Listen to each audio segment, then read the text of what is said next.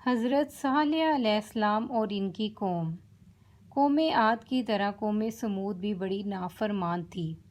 اللہ نے انہیں ہر قسم کی نعمت عطا فرما رکھی تھی۔ یہ لوگ بڑی عیش سے زندگی گزار رہے تھے۔ یہ لوگ الجھڑ نامی ایک پہاڑی بستی میں رہتے تھے۔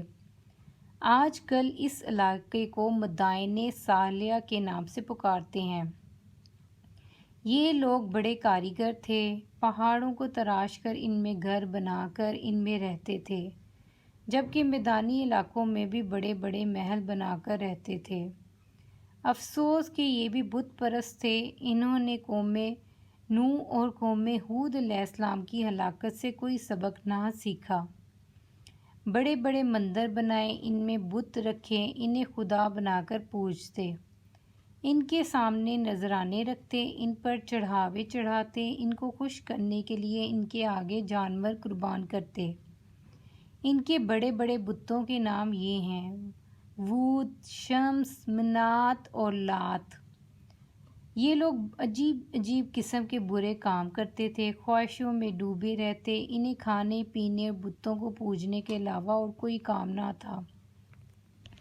اللہ نے اس بگڑی ہوئی قوم کی ہدایت کے لیے اپنے پیغمبر حضرت صالح علیہ السلام کو بھیجا۔ قوم سمود کا معاشرہ گناہوں، کفر اور شرک کی تاریکی میں ڈوبا تھا۔ اس سخت اندھیرے میں حضرت صالح علیہ السلام سورج بن کر ہدایت کی روشنی پھیلانے لگے۔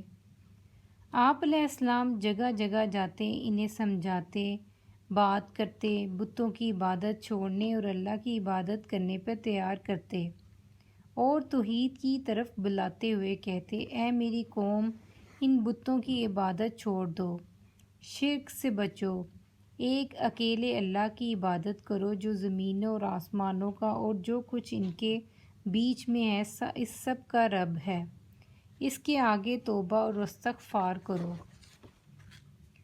مگر قوم نے ان سب باتوں کے جواب میں آپ علیہ السلام کو جھٹلا دیا۔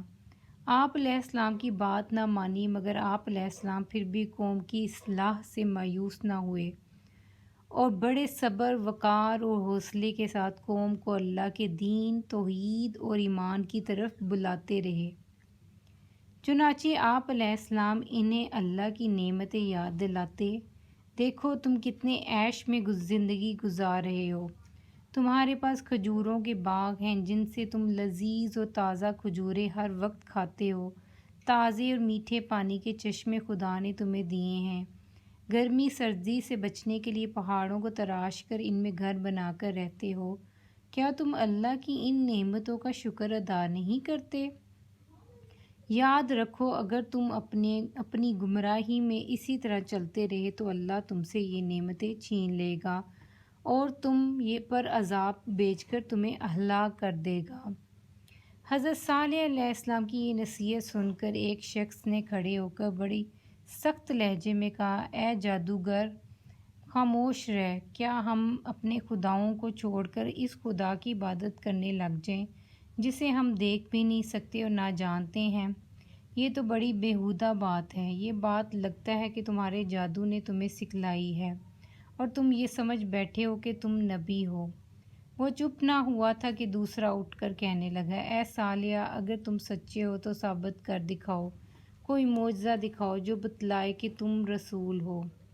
یہ گفتگو ایک پہاڑ کے قریب ہو رہی تھی۔ آپ علیہ السلام نے اس پہاڑ کی طرف دیکھتے ہوئے کہا: اگر پہاڑ سے ایک اونٹنی نکل آئے اور زندہ، اور وہ بھی گھابن جو نکلتے ہی بچہ جن دے، تو کیا تم مجھے اللہ کا رسول مان لو گے؟ سب نے کہا: بالکل۔